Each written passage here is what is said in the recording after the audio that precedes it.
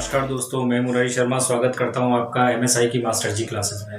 दोस्तों, हम लोग पढ़ रहे थे अकाउंटिंग साइकिल का जर्नल टॉपिक, और जर्नल टॉपिक के अंदर जर्नल एंट्रीज टॉपिक के अंदर हम लोगों ने बैंक से रिलेटेड एंट्रीज स्टार्ट कर दी थी। इससे पहले जो पार्ट 7 था उसमें कुछ बैंक की एंट्रीज हम पढ़ चुके थे, जिसमें हमने बैंक में खाता खुलवाना, बैंक में पैसे डिपॉजिट करवाना और बैंक से पैसे निकलवाना। उसके अलावा बैंक हमें जब ब्याज देता है तो उसकी क्या एंट्री होती है, और बैंक हमसे अपनी सुविधाओं के बदले कुछ भी चार्जेस अगर काटता है तो उसकी क्या एंट्री होती है। ये एंट्रीज हम पढ़ चुके थे, जो पार्ट 7 के अंदर होगी कंप्लीट। अब देखें आप पार्ट 8 के अंदर इन्हीं बैंक की एंट्रीज को आगे समझते हैं। जैसे यदि हम किसी को चेक देते हैं, किसी भी पार्टी को हमने चेक दिया तो उसकी क्या एंट्री होगी, किसी भी पार्टी से अगर हमें चेक मिला तो उसकी क्या एंट्री होगी। जैसे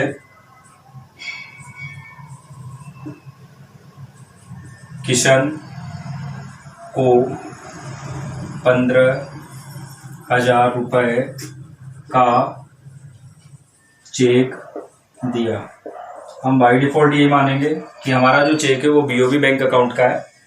तो यहाँ देखें, एक तो पर्सनल अकाउंट, दूसरा ये भी आ रहा है, और तीसरा हमें चेक भी नजर आ रहा है। तो चेक की जगह तो हम क्या यूज करेंगे, बीओबी बैंक, मतलब हम बैंक का नाम यूज करेंगे यहाँ पे।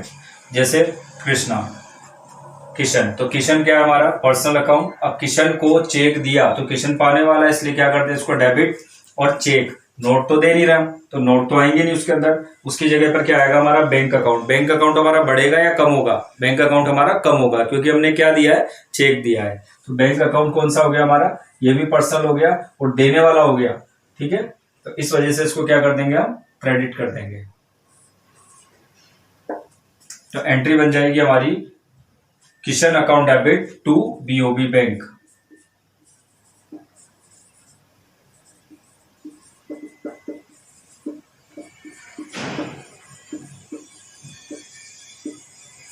बैंक अकाउंट वही 15,000 अमाउंट सिर्फ यहां लिखने के काम आएगी, क्योंकि चेक कितने का है, 15,000 रुपए का चेक है। नेक्स्ट देखते हैं हम। अब ये तो चेक हमने दिया, अगर चेक हमें मिलता है तो हम क्या एंट्री करेंगे उसकी। जैसे राधिका से क्या मिला, चेक मिला। अब इसमें थोड़ा सा आपको ध्यान रखना है, अकाउंटिंग के नियमों के हिसाब से होता क्या, नॉर्मल तो हम लोग चेक को रखे रखते हैं, जब भी हमारा वो चेक पास हो जाता है उसके बाद ही एंट्री करते हैं बैंक के स्टेटमेंट से। लेकिन बड़ी कंपनीज के अंदर क्या किया जाता है, टाइम टू टाइम एंट्रीज करनी होती है, नहीं तो फिर वो पेंडिंग रह जाती है। तो यहाँ राधिका से चेक मिला, अभी तक इसमें ऐसा नहीं किया गया कि वो चेक हमने जमा करवाया, तो अभी तक चेक हमारे पास है। तो जो चेक है उसको हम किस तरीके से मानेंगे, नोट के रूप में मानेंगे। नोट के रूप में क्यों मानेंगे हम, क्यों, क्योंकि जिस तरीके से 2,000 का एक नोट है वो हमारे पास पड़ा हुआ है, और इसी तरीके से हमारे पास 10,000 रुपए का एक चेक पड़ा हुआ है जो अभी तक बैंक में गया नहीं है, तो हम उसको नोट मानकर एंट्री करेंगे, मतलब कैश मानकर एंट्री की जाएगी। हम जब चेक देते हैं तब तो हमें कंफर्मेशन होता है कि हमारे यहाँ से बैलेंस कटना है, ठीक है, और कटेगा ही सही। और इधर देखते हैं हम कि यहाँ पर हमें किसी ने चेक दिया है, तो हो सकता है बाउंस हो जाए या कुछ भी, तो हम कब तक एंट्री नहीं करते, जब तक कहाँ नहीं डाल दें उसको, बैंक के अंदर न डाल दें, ठीक है। तो यहाँ पर देखो क्या है, राधिका पर्सनल अकाउंट, देने वाली है इसलिए क्या करते हैं इसको क्रेडिट। चेक को हमने क्या मान लिया, कैश, जो कि कौन सा अकाउंट हो गया हमारा, रियल अकाउंट। यहाँ पर हमने बैंक माना, क्यों, क्योंकि हमारे बैंक से पैसा कम हो गया होगा, हम चेक दे चुके हैं, ये मान लिया हमने। लेकिन यहाँ पर क्या मानेंगे, क्योंकि अभी तक चेक कहाँ नहीं गया, बैंक के अंदर नहीं गया है, इसलिए हम इसको क्या मानेंगे, कैश। अब कैश में क्या होगा, चेक मिला है मतलब कैश मिला है, तो इसको क्या कर देंगे, डेबिट। एंट्री बनेगी इसकी cash account debit to Radhika account, कितना, 10,000 का।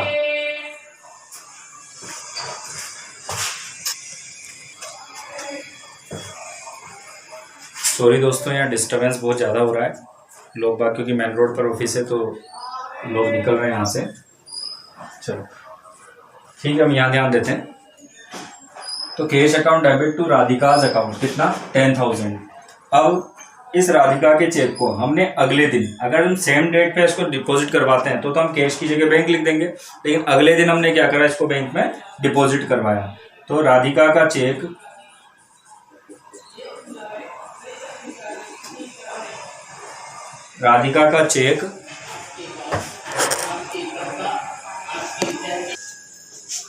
राधिका का चेक बैंक में जमा करवाया, बैंक में जमा करवाया।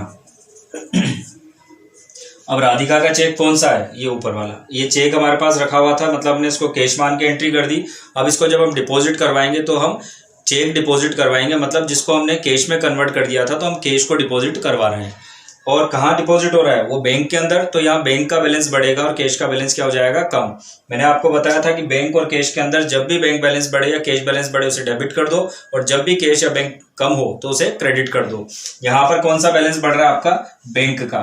अब राधिका से आपको मतलब नहीं है, क्योंकि राधिका की एंट्री आप कर चुके हैं, ये भी। तो अब राधिका से आपको मतलब नहीं है। आपके पास जो चेक पड़ा, राधिका तो सिर्फ इसलिए बता दिया कि जो चेक है राधिका वाला वो हम डिपॉजिट करवा रहे हैं। तो कहाँ जमा करा रहे हैं? बैंक के अंदर। ठीक है। अब वो कैश क्या, वो चेक क्या बन गया था हमारे पास? कैश। तो हम बैंक में डिपॉजिट करवा रहे हैं और इस चेक को, जो कि क्या बना हुआ था? कैश, इसको बैंक में डिपॉजिट है। तो बैंक क्या हो गया? हमारा पर्सनल अकाउंट। चेक, ये कैश हो गया हमारा रियल अकाउंट। बैंक बैलेंस बढ़ेगा इससे, तो बैंक बैलेंस क्या हो जाएगा? डेबिट। और कैश बैलेंस हमारा कम होगा, इसलिए क्या हो जाएगा? क्रेडिट।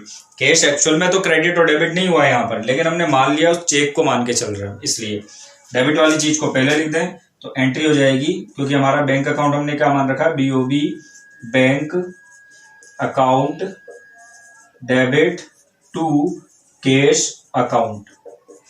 और यहां हो जाएगा कितने से? वही 10,000, 10,000 रुपए से ये एंट्री होगी।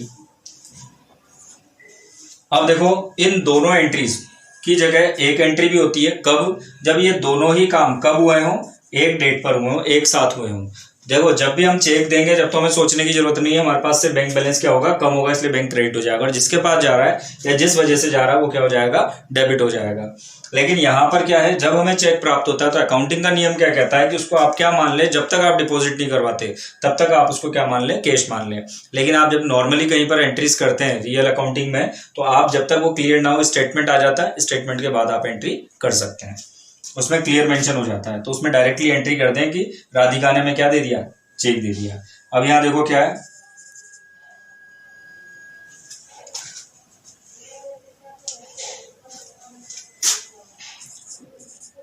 ऊपर वाली दोनों एंट्रीज यदि एक ही दिन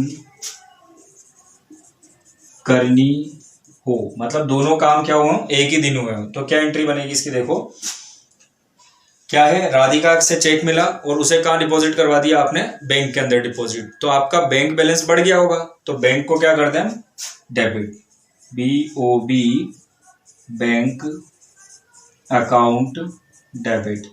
और चेक किसने दिया? देने वाला कौन था? राधिका।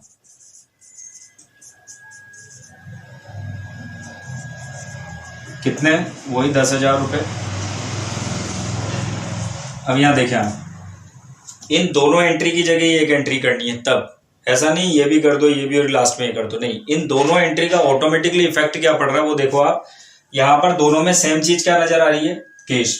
अब ये कैश जो डेबिट वाला है, अगर उसको हम प्लस मान ले, क्रेडिट वाले कैश को माइनस मान ले, तो प्लस माइनस माइनस, तो दोनों आपस में कैंसिल हो जाएंगे, मतलब कैश गया यहाँ से। बचा क्या हमारे पास? BOB बैंक और राधिका। राधिका क्रेडिट है, तो देखो आप राधिका क्रेडिट है यहाँ पर, और बैंक क्या हो रहा है? डेबिट, तो यहाँ देखो बैंक डेबिट है। मतलब अगर इन दोनों एंट्रीज की जगह पर आपको अगर एक एंट्री करनी है तो ये कंबाइंड एंट्री इस तरीके से बनेगी। हमने दो क्यों करी? क्योंकि दोनों की डेट क्या होगी? अलग अलग होंगी, तब जाकर हमने दोनों एंट्री अलग अलग करी। क्योंकि पहले हमें चेक मिला, अभी तक जमा नहीं करवाया, हो सकता है हम सप्ताह भर उस चेक को रखें, उसके बाद डिपॉजिट करवाएं। और रियल बिजनेस में आपको स्टेटमेंट से एंट्री कर लेनी होती है, तो ऐसी इस तरीके की प्रॉब्लम्स क्रिएट नहीं होती है। ठीक है, आप इनका स्क्रीनशॉट ले सकते हैं और बार बार वीडियोस को देखकर और प्रैक्टिस कर सकते हैं। अगर किसी भी तरीके की कोई भी प्रॉब्लम है तो आप कमेंट बॉक्स में लिख सकते हैं, क्वेश्चन पूछ सकते हैं अपना। अब देखते हैं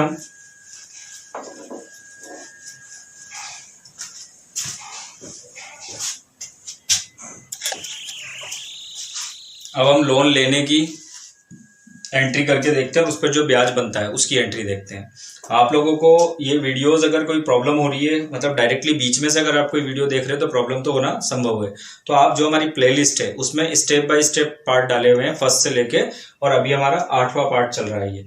तो यहाँ तक के पार्ट्स डाले हुए हैं, आप उनको पढ़ लें। ठीक है, यहाँ देखें, जैसे BOB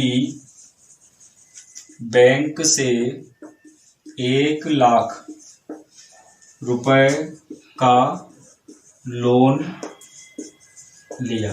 कितने का लोन लिया? 1,00,000 रुपए का लोन लिया। किससे लिया? BOB बैंक से। अब क्या लिया आपने? लोन लिया। अब बैंक क्या करते हैं, आपको नगद में पैसा नहीं देंगे, ठीक है, कुछ बैंक दे भी देते हैं, बाकी मैक्सिमम होता है नगद में पैसा नहीं देते, वो अपने अकाउंट के, अपने बैंक में क्या आपका अकाउंट खुलवाते हैं। अब अपने बैंक में जब अकाउंट खुलवाते हैं, क्यों? क्योंकि पूरा डॉक्यूमेंट वेरिफिकेशन वगैरह हो जाता है और श्योरिटी हो जाती है आपकी। तो वो क्या करते हैं, आपका जो बैंक अकाउंट खुलवाया आपने बैंक के अंदर, किसके अंदर? इस फर्म के अंदर आपने एक अकाउंट खुलवा लिया, इस अकाउंट के अंदर आपको पैसा डाल देंगे और आप यहाँ से इसको यूज कर सकते हैं। जब पेमेंट करनी है तो इसके थ्रू पेमेंट भी कर सकते हैं। अब देखें आप किस तरीके से एंट्री बनाएंगे। यहाँ पर है BOB बैंक से इतने का लोन लिया, तो आपका जो बैंक अकाउंट है पर्सनल है और इसी में पैसा आएगा आपके, आएगा तो ये बढ़ेगा तो डेबिट हो जाएगा, पाने वाला हो गया। और ये जो लोन है ये भी कौन सा हो गया आपका? ये एक तरीके की लाइबिलिटीज हो गई। आप इसको इनकम भी मान सकते हैं और बैंक के नाम से अगर माने तो इसको भी आप क्या मान सकते हैं? पर्सनल। और ये देने वाला है बैंक, इसलिए क्या कर दिया? इसको क्रेडिट कर दिया। एंट्री बनाते समय क्या लिखेंगे हम? जो डेबिट है उसको पहले लिखेंगे, इसका मतलब BOB बैंक अकाउंट डेबिट। और 2 कहां से पैसा मिला आपको? BOB bank. अब सेम नहीं हो सकता, किस कारण से मिला?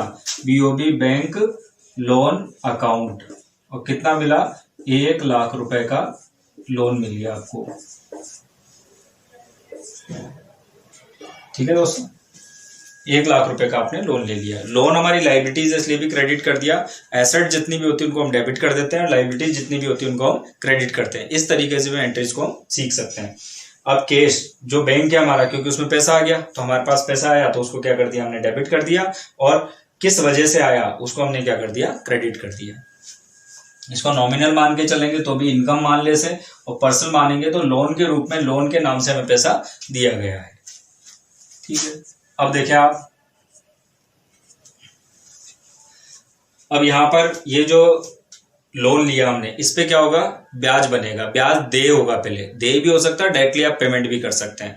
जैसे मान लो आपको जैसे बिजली का बिल आता है तो 10 दिन या 15 दिन का टाइमिंग देते हैं वो आपको, तो वो जिस दिन बिजली का बिल आता है जब से क्या हो जाता है? वो ड्यू हो जाता है और आपसे कहते हैं इतनी तारीख तक आप पैसा जमा करा दें।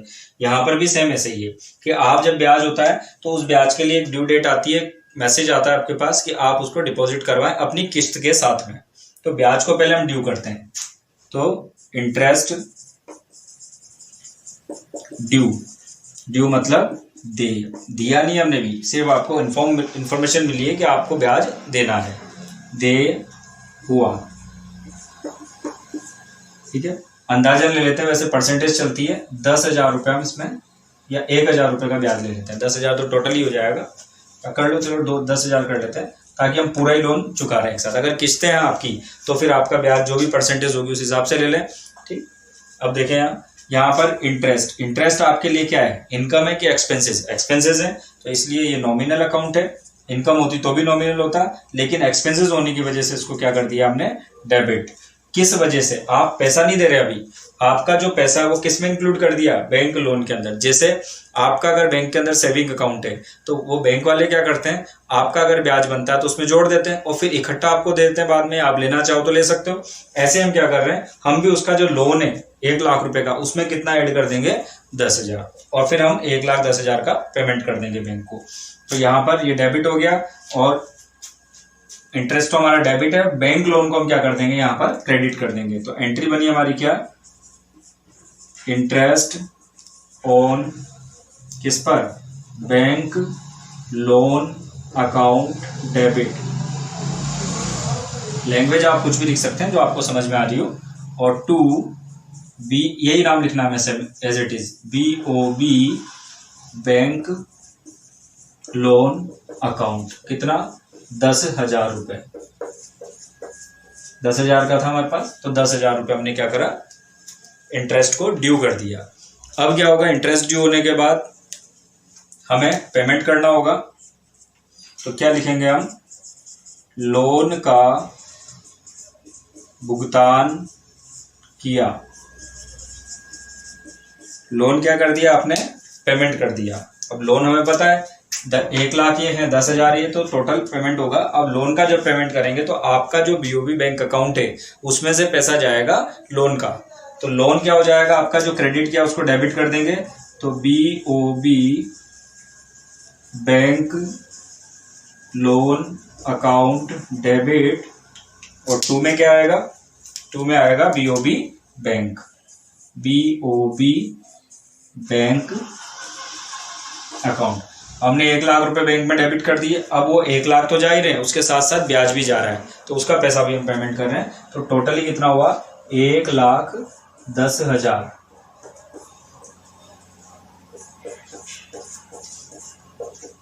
मतलब मूलधन तो है ही आपका, ठीक है। प्रिंसिपल के साथ हम इंटरेस्ट को भी क्या करते हैं, ऐड करके, और हम पेमेंट कर रहे हैं, ठीक है। उम्मीद है दोस्तों आपको हमारी क्लास समझ में आ रही होगी। अगर हमारी क्लास आपको समझ में आ रही है तो आप हमें लाइक करें, शेयर करें, और किसी भी तरीके का अगर कोई प्रॉब्लम है तो कमेंट बॉक्स में कमेंट कर सकते हैं आप, और सब्सक्राइब करें। धन्यवाद।